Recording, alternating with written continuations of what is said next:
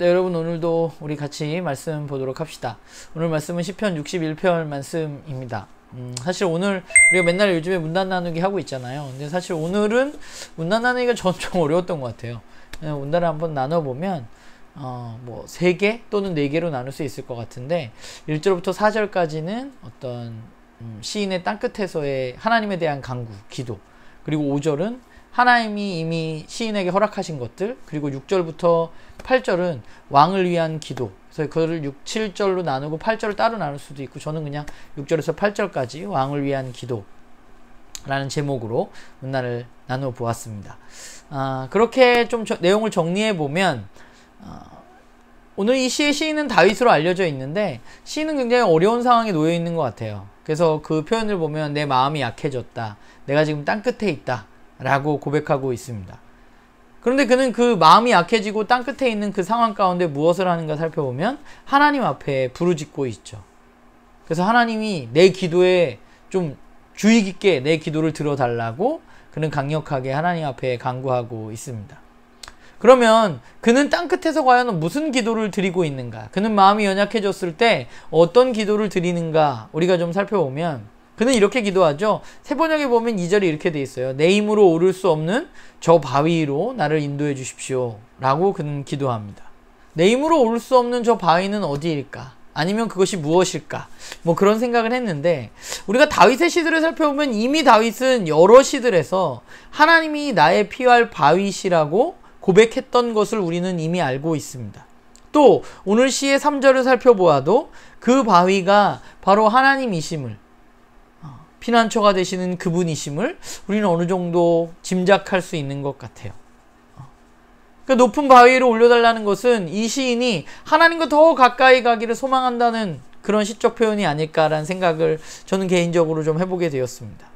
시인은 사실 이미 그분이 자신의 피난처이시고 또 자신을 악인으로부터, 원수로부터 지켜주는 망대임을 알고 있습니다. 그렇기 때문에 그렇게 기도할 수 있는 거죠. 그런 경험을 가지고 있기 때문에. 그는 영원히 주의 장막에 머물기를 원하고 또한 주의 날개 아래 피하기를 소망합니다. 그래서 내가 그렇게 하겠다고 주님께 간구하고 있죠.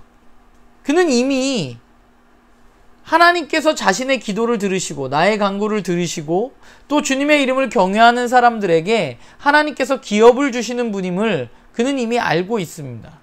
그걸 이미 경험했던 사람이에요.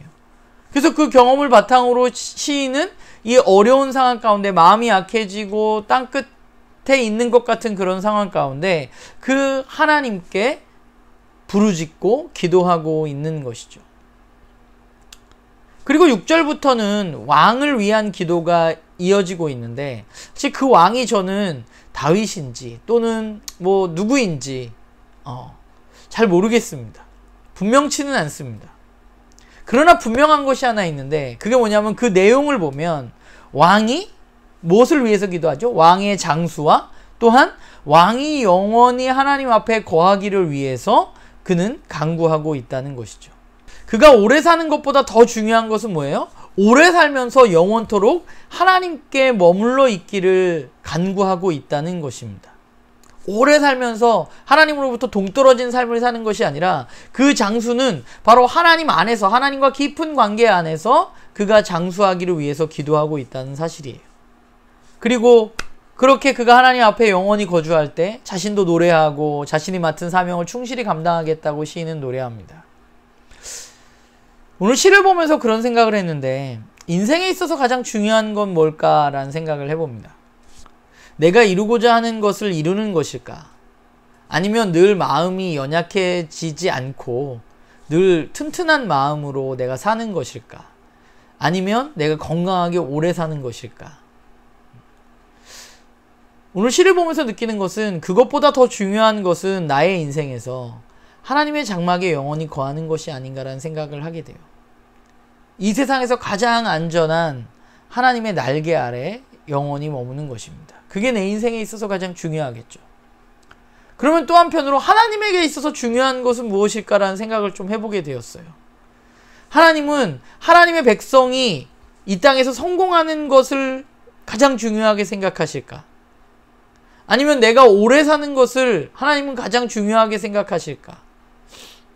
하나님 중요하게 생각하시는 것은 바로 하나님의 백성인 내가 하나님과 연결되어져 있고 하나님과 깊은 교제를 나누고 있는 것이 하나님에게는 가장 중요한 것이죠. 내가 하나님을 영원토록 예배하는 것, 그분과 진한 관계를 맺는 것, 그것이 하나님에게 있어서 가장 중요한 것이라고 생각을 하게 됩니다. 그러니까 결국 똑같은 것 같아요. 내 인생에 있어서도 가장 중요한 것은 하나님과 깊은 관계를 맺고 그분 안에 머물러 사는 것이고, 하나님에게 있어서, 나를 바라보면서 하나님에게 있어서 제일 중요한 것은 제가 뭘 하느냐가 아니라 바로 하나님 자신과 긴밀한 관계를 맺고 살아가는 것이겠죠. 예수님의 표현대로 내가 그 안에, 그가 내 안에 거하는 삶이 우리들에게 필요하지 않나 생각을 하게 됩니다. 어제도 그렇고 오늘도 그렇고 비슷한 것 같아요. 제 자신을 돌아봤을 때 제가 하나님과 진짜 온전한 관계, 그런 아주 긴밀한 관계, 내가 정말 영원히 하나님 품에 머무르고 싶고 이런 관계를 지금 현재 내 삶에서 잘 누리고 있는가 생각해보면 여전히 여러 가지 부족한 부분들이 있는 것은 사실입니다.